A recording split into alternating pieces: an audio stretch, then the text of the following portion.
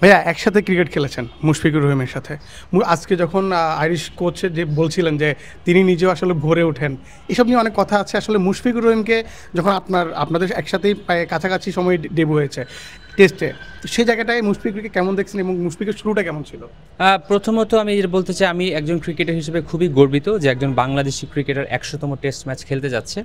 আমরা বিদেশের দলগুলোতে এটা প্রায়ই দেখে থাকি যে 100তম টেস্ট খেলে, কিন্তু বাংলাদেশের একজন প্লেয়ারের 100 টেস্ট খেলার একটা অনেক বড় ব্যাপার। আমরা যখন একসাথে খেলা শুরু করেছিলাম তখন বছরে আমরা একটা বা দুটো টেস্ট খেলতাম। সেই পর্যায় থেকে 20 বছর ধরে বাংলাদেশ টিমে ডমিনেট করে খেলেছে সব ফরম্যাট। এখনও যদি শুধুমাত্র টেস্ট খেলছে বা টি-20 ওয়ানডে সব ফরম্যাটও ডমিনেট করে খেলেছে, এবং ও সব কিছু যদি ঠিকঠাক থাকে, ও যদি সুস্থ থাকে, মিরপুরে 19 তারিখ 100তম টেস্ট খেলতে যাচ্ছে। আমার কাছে মনে হয় এটি একটা অনেক বড় অ্যাচিভমেন্ট এবং আমি একজন বাংলাদেশি হিসাবে খুবই গর্বিত।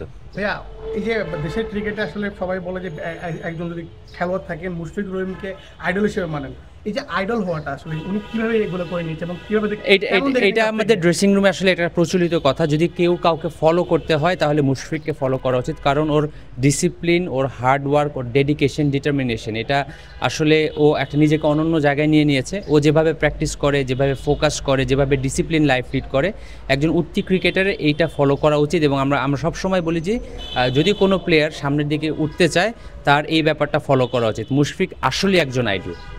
সব মিলে কিন্তু আপনার সাথে মুশফিকের কোনো মানে আসলে খেলা নিয়ে কখনো এগুলো হয়তো যে সে কীভাবে আসলে সকালে আসে বা আপনি নিজেও আমি দেখি না, মুশফিকের এই ব্যাপারটার সাথে মানে আমার কিছুটা মিল আছে।